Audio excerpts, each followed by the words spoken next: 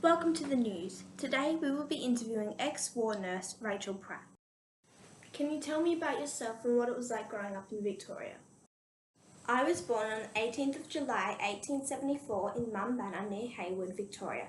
I am the 9th child of William and Phoebe Pratt, and I was raised by my brother after the death of my parents. This was hard for me because I had to take on big responsibilities from a young age. I therefore became independent and ready to leave home from a young age, and I think learning that independence really helped me as a nurse in World War I. Tell me about your education before the war. I went to school at Mumbanna State School as a child, and on the 18th of January 1909 I began nursing training at Ballarat Hospital. I received my certificate of competency in August 1912, and in October that year I became a staff nurse of the Royal Women's Hospital Melbourne, and I stayed working there until 1915. By this time, Britain had declared war on Germany, and on the 10th of May 1915, when I was 41, I enlisted in the Australian Army Nursing Services, Australian Imperial Force, as a staff nurse. Why did you enlist in the war? Did the media have any role to play in your decision? Yes, the media played a huge role in my decision. At the time, there were posters pinned up everywhere. There were pictures of children asking their parents what they did in war, and this emotional blackmail shamed many people into enlisting. The posters also had headings such as "Your country needs you," which singled us out and made us feel obliged to go. These techniques were directed mostly at men. However, women as well were threatened to help in war, with propagandists urging women that they were under threat and that they could be protected if they enlisted. I felt that I could play a helpful role, and because of my strong education in the medical industry, I felt it would be selfish to stay home. Did you receive any training before heading off to war? I didn't receive much in the way of training before going to war, as I had already received my degree and had trained for becoming a nurse in the general medical industry. Obviously, I had to prepare myself for the demanding circumstances that I knew I was going to have to face, but no, I didn't have much formal training because I was already educated. Where did you serve and how did you arrive there? When my service in the war started, I was posted to the 3rd Australian General Hospital and on the 18th of March, I embarked on the RMS Milton.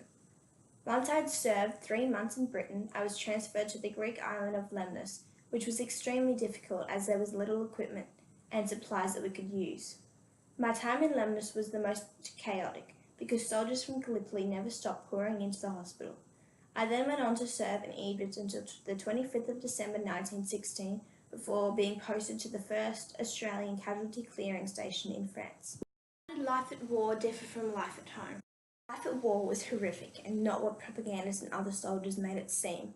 Even at the clearing station, us as nurses feared for our life while we were tending to wounded soldiers while they were still under fire. Although we didn't have it as bad as the soldiers on the front line, the hygiene levels of the places we slept were very poor and the showers and bathrooms were terrible compared to what we were used to at home. I had little sleep, but still had to push on day and night to help the soldiers. I witnessed men and women die in front of my eyes, time after time, and we had to learn to accept the fact that we couldn't save everybody. Did you feel accomplished when the war ended and you returned home? Of course I felt like I'd accomplished something after serving, because I know that my role was very vital for us to have a chance at winning the war. I am proud of myself for contributing to achieving a goal that I know is bigger than myself.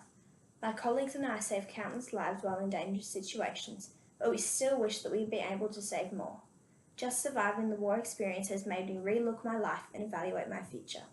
I also felt proud to accept the military medal as an award for my service. Tell me about how you received your military medal.